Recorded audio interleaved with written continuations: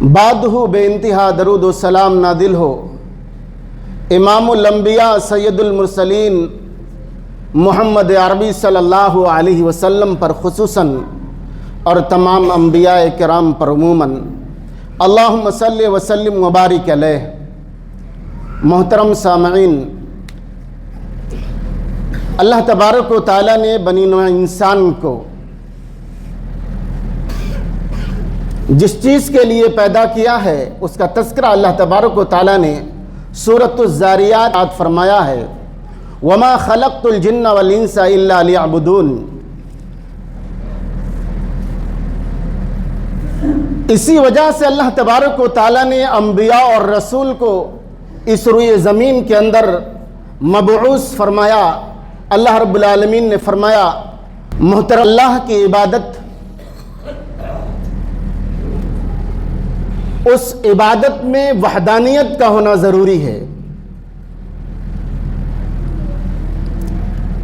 سورۃ الاعراف کے اندر اللہ تبارک و تعالیٰ نے آیت نمبر 172 میں ارشاد فرمایا،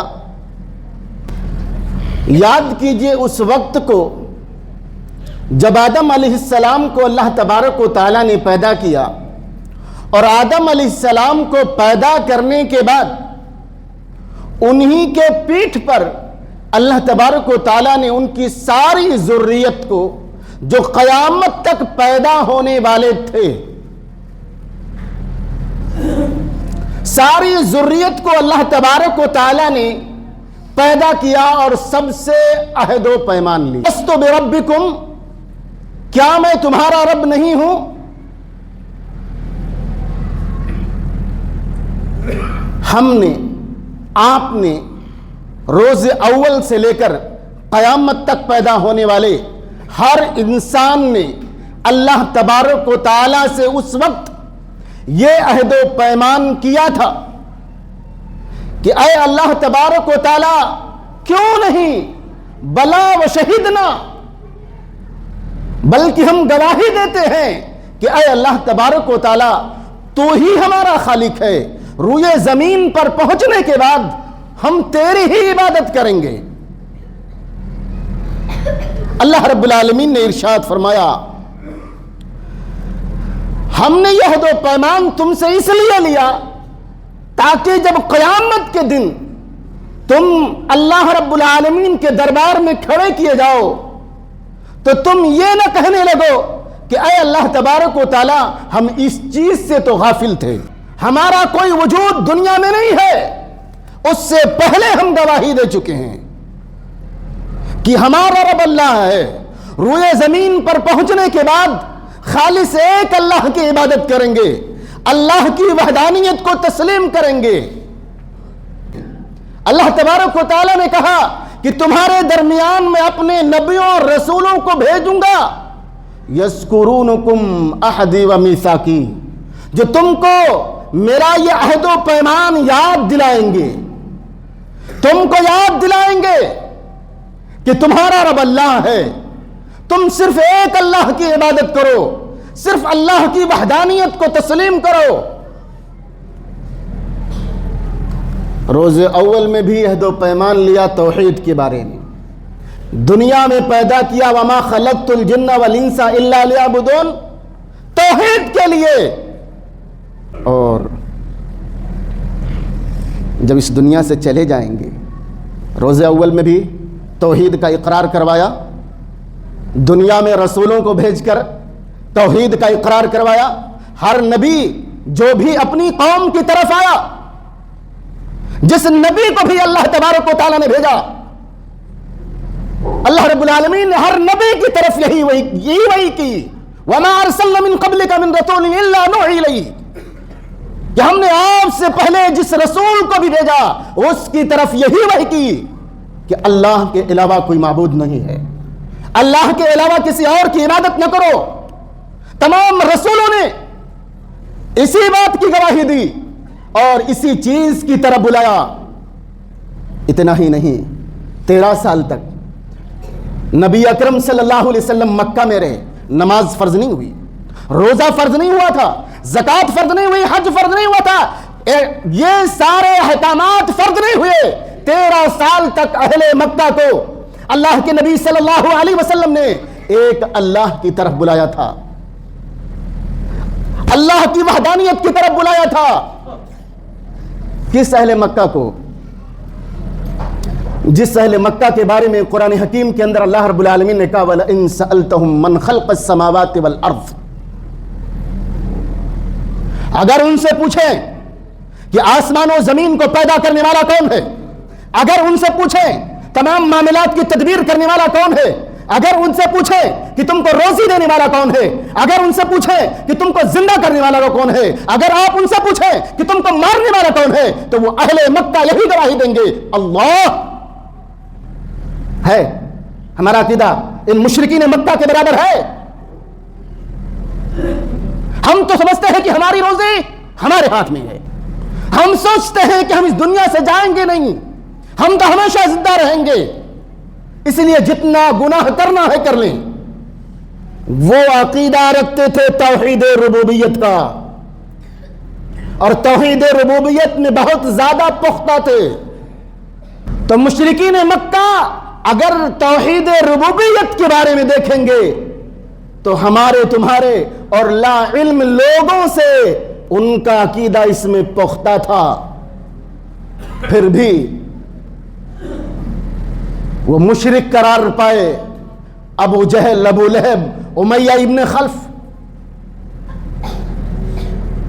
جہنم رسید کہلائے۔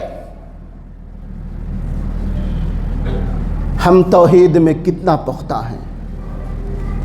لا الہ الا اللہ زبان سے کہہ دینے کا کیا مطلب ہوتا ہے؟ لا الہ الا اللہ کے تقاضے کیا ہیں؟ لا الہ الا اللہ کو کیا ہم نے سمجھا ہے؟ لا الہ الا اللہ کے شروط کیا ہے؟ لا الہ الا اللہ کے نواقص کیا ہے؟ زبان سے کہہ دیا لا الہ الا اللہ کافی ہے؟ ہرگز نہیں۔ کیا ہے؟ توحید کو اپنا لو۔ اللہ کے نبی صلی اللہ علیہ وسلم نے ارشاد فرمایا یا ایھا الناس قولوا لا الہ الا اللہ تفلحوا، اے لوگوں لا الہ الا اللہ کہو کامیاب ہو جاؤ گے۔ ابو طالب کے پاس ابو جہل، امیہ ابن خلف اور قریش کے بڑے بڑے سردار جمع ہوئے اور انہوں نے یہ کہنا شروع کیا کہ اے ابو طالب اپنے بھتیجے سے کہہ دیجئے ہماری باتوں کو مان لے، ہمارے بتوں کو برا بھلا نہ کہے۔ اگر یہ چاہتا ہے کہ ہم اس کو اپنا بادشاہ تسلیم کر لیں تو آج ہی ہم اس کو اپنا بادشاہ تسلیم کرتے ہیں۔ اگر وہ عرب کی خوبصورت عورت سے شادی کرنا چاہتا ہے، کہا اگر وہ عرب کی خوبصورت عورت سے شادی کرنا چاہتا ہے تو ہم عرب کی دنیا کی سب سے خوبصورت عورت اس کے سامنے لا کر کے پیش کر دیں گے۔ اگر وہ مال و دولت کا متمنی ہے تو ہم عرب کا سارا خزانہ لا کر کے اس کے قدموں میں ڈال دیں گے۔ اللہ کے نبی صلی اللہ علیہ وسلم نے کیا فرمایا؟ تم اپنی کئی باتیں ہم سے منوانا چاہتے ہو، سنو میری ایک بات مان لو، قولوا لا الہ الا اللہ، لا الہ الا اللہ کہہ دو، تملک العرب وتدین لکم العجم، لا الہ الا اللہ صرف کہہ دو، عرب کے بادشاہ بن جاؤ گے اور ساری دنیا تمہارے سامنے جھکے گی، ساری دنیا تمہارے سامنے سرنگو ہو جائے گی۔ کیا لا الہ الا اللہ کا مطلب نہیں جانتے تھے؟ جانتے تھے۔ جب ان سے سوال کیا جاتا تھا کہ اللہ کے علاوہ دوسرے لوگوں کی عبادت کیوں کرتے ہو، تو جواب دیتے تھے ما نعبدہم الا لیقربونا الی اللہ زلفا، کہ ہم ان بتوں کی عبادت صرف اس لیے کرتے ہیں کہ یہ ہم کو اللہ سے قریب کر دیں گے، یہ ہم کو اللہ سے قریب کر دیں گے۔ ان کے سمجھ میں بات آ گئی کہ اگر ہم نے لا الہ الا اللہ کہہ دیا تو اس کے سارے تقاضوں کو پورا کرنا پڑے گا، اس کے سارے شرائط کو پورا کرنا پڑے گا، اس کے سارے اقسام کو ماننا پڑے گا، اور ہمیں توحید کا علم حاصل کرنا پڑے گا۔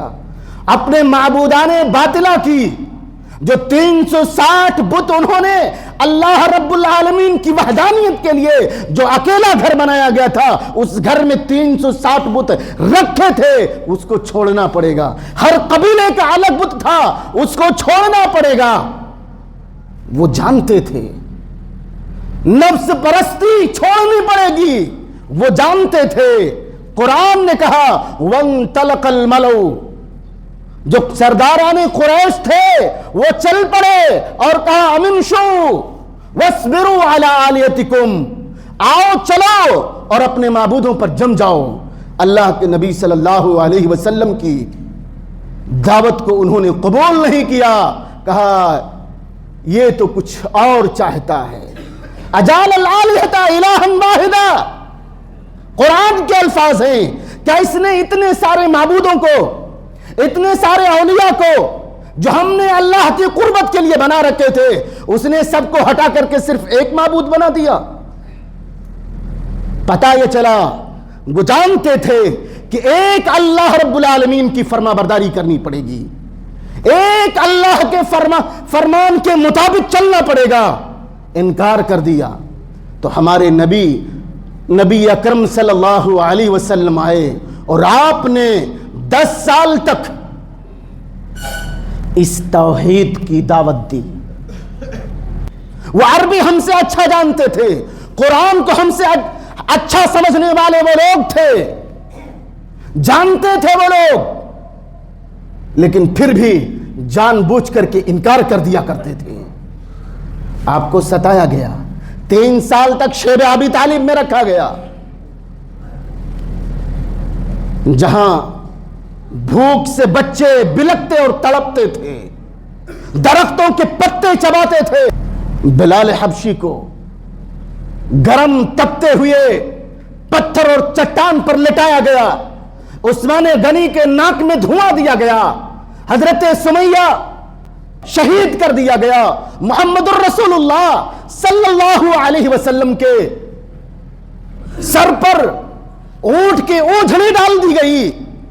اور یہاں نہیں، جب گھبرا کر کے 10 سال مکمل ہو گئے، طائف کی وادی میں گئے تو طائف والوں نے اتنا مارا کہ آپ کے ٹانگوں سے خون بہ بہ کر کے آپ کے جوتے میں جم گیا، بے ہوش ہو کر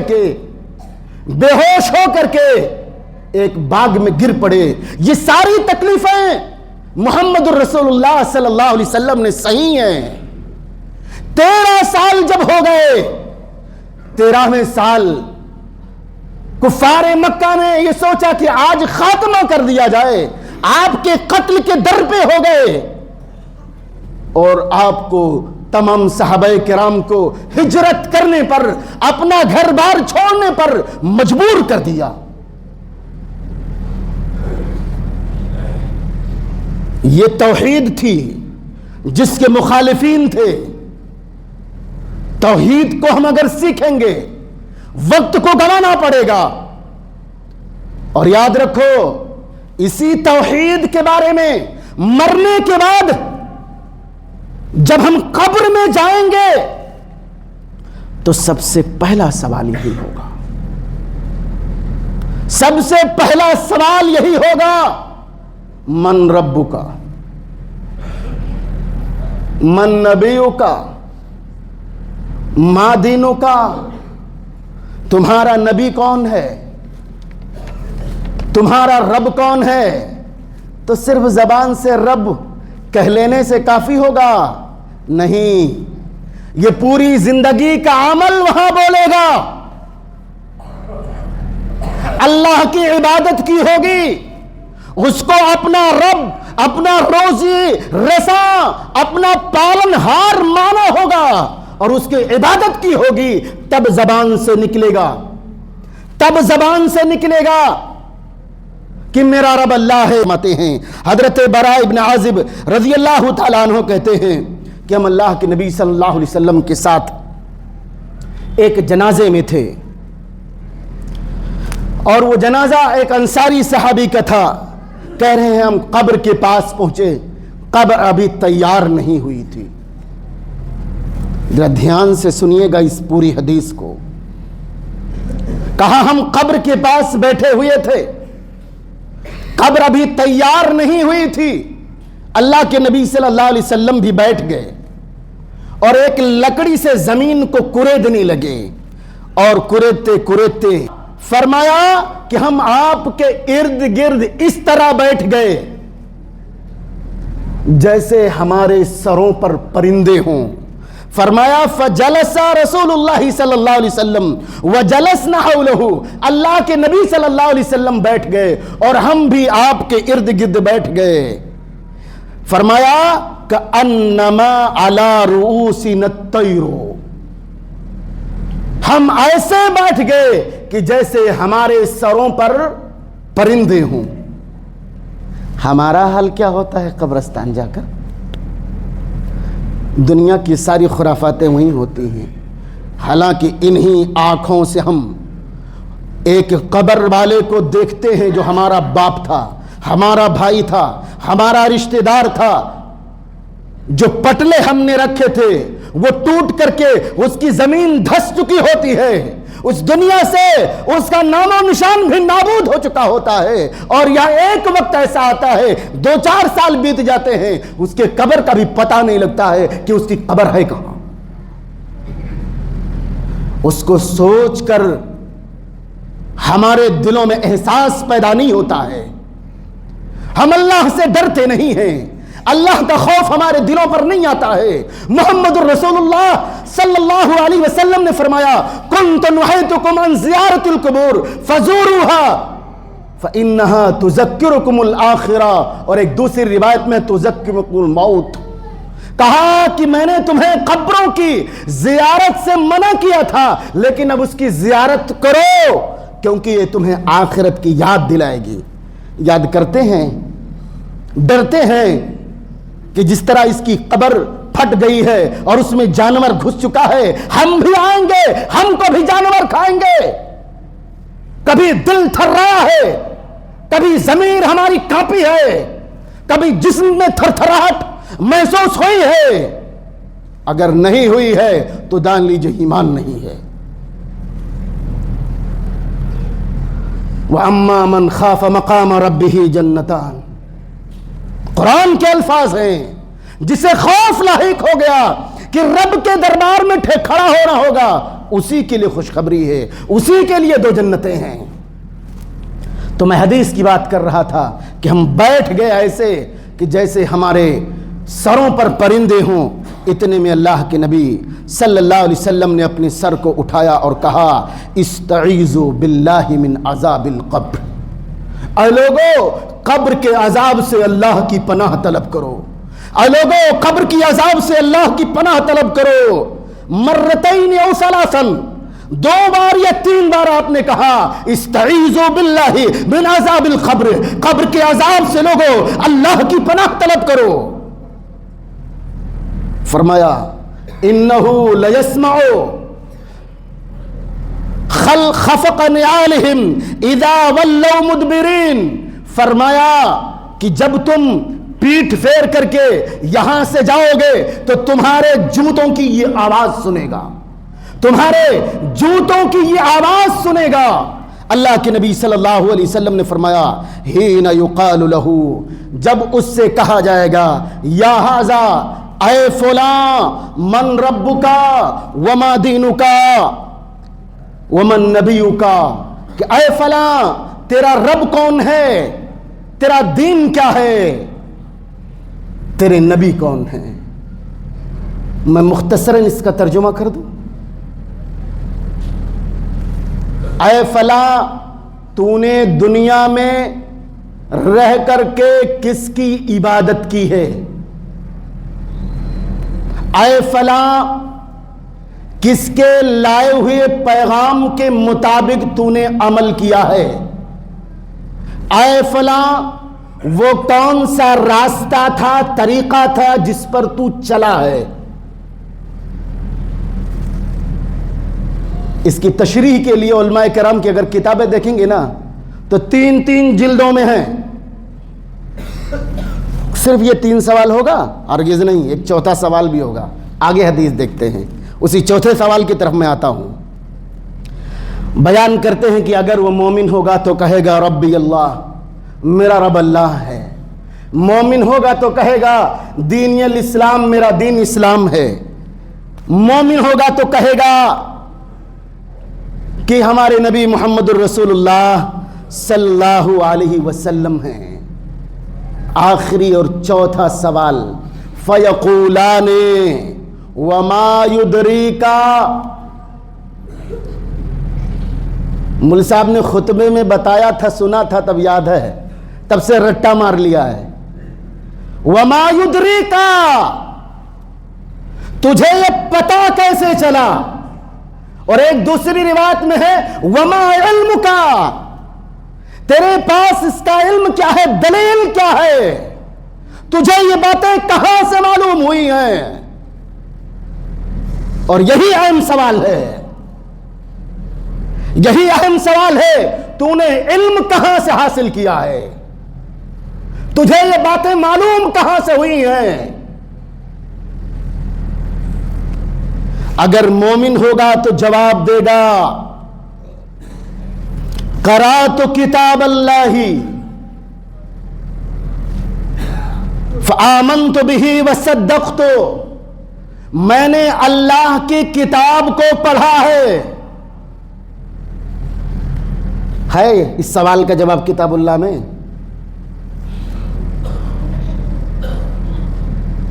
میں نے اللہ کی کتاب کو پڑھا ہے، اس پر ایمان لایا ہوں اور اس کی میں نے تصدیق کی ہے.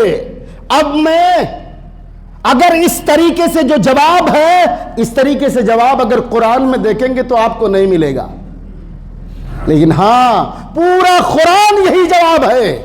پورے قرآن کے مطابق اگر عمل کریں گے تو جواب مل جائے گا. قرآن میں یہی باتیں بیان کی گئی ہیں، بلکہ 1/3 حصہ اللہ تبارک و تعالیٰ کی وحدانیت پر مشتمل ہے، اور 1/3 حصہ اللہ کے نبی صلی اللہ علیہ وسلم کے اطاعت اور دین اسلام، احکام اور شریعتوں پر مشتمل ہے. اور اس کا تیسرا حصہ انبیاء کرام کے قصے اور ان کے اپنی امتوں کے ساتھ کیا واقعات تھے، کیا ان کا انجام ہوا، اس پر مشتمل ہے. تو تینوں سوالوں کا جواب پورے قرآن کو پڑھنے میں ہے. علم دین کو حاصل کرنے میں ہے. اسی لیے تو اللہ رب العالمین نے کہا تھا فَعَالَمْ أَنَّهُ لَا إِلَهَ إِلَّا اللَّهُ، تم علم حاصل کرو کہ اللہ کے علاوہ کوئی معبود نہیں ہے. لا الہ الا اللہ کا ہم نے علم حاصل کیا ہے. یہ چیز ہم نہیں سوچتے کہ ہمیں یہ علم نہیں ہے، ہمیں یہ علم نہیں ہے، ہمیں یہ علم نہیں ہے، ہمیں قبر میں جانا ہے، ہمیں اپنے کیے کا جواب دینا ہے، ان تینوں سوالوں کا جواب دینا ہے. علماء کرام کے ساتھ بیٹھ کر کے وقت ہے کب اس دنیا سے چلے جائیں، ہم اپنے علم کو مزید بڑھا لیں. اللہ کے فرما برداری کیسے کی جائے، اللہ کی عبادت کیسے کی جائے، محمد رسول اللہ صلی اللہ علیہ وسلم کی اطاعت کیسے کی جائے، دین اسلام پر چلا کیسے جائے، دین میں ہے کیا کیا چیزیں، اس کو ہم حاصل نہیں کرتے. حاصل کیا کرتے ہیں؟ فلاں بڑھتے کیوں جا رہا ہے، بغض و حسد میں، نفرت میں، کپٹ میں. ہمارے ضمیر اس میں جاگتے ہی نہیں ہیں اور ہم ایک دوسرے سے بغض و حسد، نفرت اور کپٹ، کینہ کرتے چلے جا رہے ہیں. نہیں مسلمانوں، آنے والی زندگی میں ہمارے کسی کام نہیں آ سکتا. توحید کے فوائد تھے، وقت نہیں ہے. انشاءاللہ جب دروس چالو ہوں گے توحید کے کیا کیا فائدے ہیں اس میں بیان کرنے کی کوشش کروں گا. اس خطبہ جمعہ کے اندر صرف میں نے یہ بیان کرنے کی کوشش کی ہے کہ اب بھی وقت ہے، توحید کا علم حاصل کر لو. اب بھی وقت ہے، توحید کا علم حاصل کر لو. چاہے عمر 10 سال ہو، چاہے عمر 80 سال کا ہو، علم حاصل کر لو۔ اگر جس چیز کا پتہ نہیں ہے علماء کرام سے پوچھ لو، ان کو مواقع فراہم کرو کہ تمہیں علم دین کو سکھائیں اور تڑپو ہے۔ اے اللہ رب العالمین ہمیں توحید پر قائم و دائم رکھ۔ اے اللہ رب العالمین ہمیں توحید الوہیت، توحید ربوبیت، توحید الاسماء والصفات کو سمجھنے، ان کے تقاضوں کو سمجھنے، پڑھنے اور اس پر عمل کرنے کی، ان کے شروط کو جاننے کی ہمیں توفیق عطا فرما۔ آمین۔ وآخر دعوانا ان الحمد للہ رب العالمین۔